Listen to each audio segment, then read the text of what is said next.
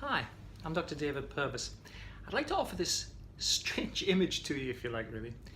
Threat is a soup of different ingredients.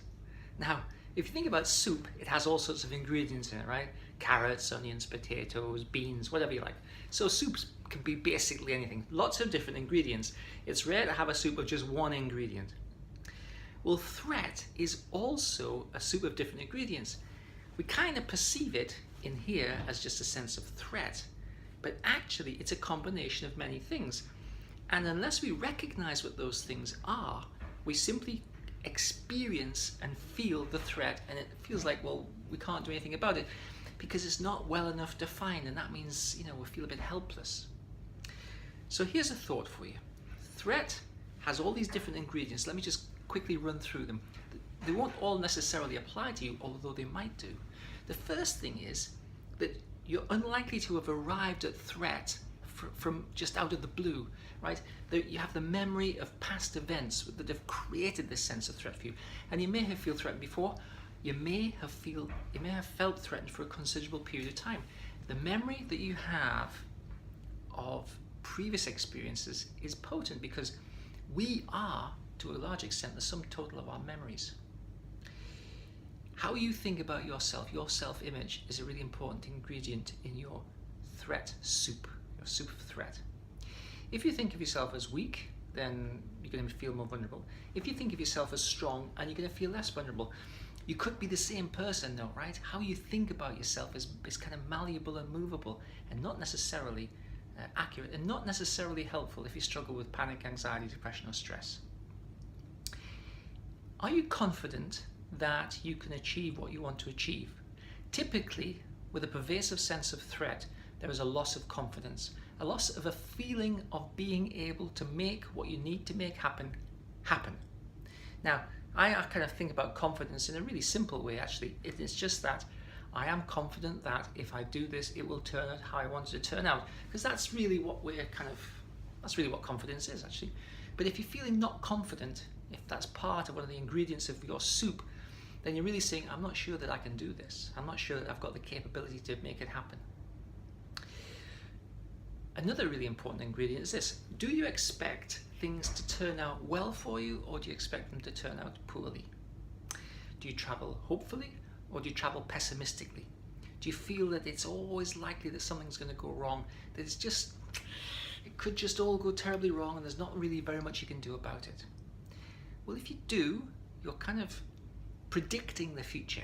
And if you can predict the future, my recommendation to you is, and I want you to take this very seriously, if you can predict the future, you should definitely buy lottery tickets, because it's guaranteed that you're going to win. If you do buy lottery tickets and you don't win, perhaps you can't predict the future, but you feel like you can. That's a different thing altogether. A lot of what we do as human beings is habit, right? We have habits of behavior, we have habits of mannerism, and we have habits of thought. And threat, a large part of threat might just be a habit of thought. Now, a phrase that I like to use is this, right? Problems exist and persist in the absence of an alternative. And it might be that you're just exercising habits of threat, and you're not really exercising an alternative just to turn them off. And finally, the last ingredient I want to mention is you might have a supportive environment, or you might have a destructive or non-supportive environment. And that really matters, because human beings are not meant to be isolated. We're not meant to be alone. We're not meant to be, on our own. We're meant to be part of a human team. And if you have a non-supportive or maybe even destructive environment, then it's really easy to feel threatened, and it's much harder to feel safe. Now, why am I telling you about this threat soup?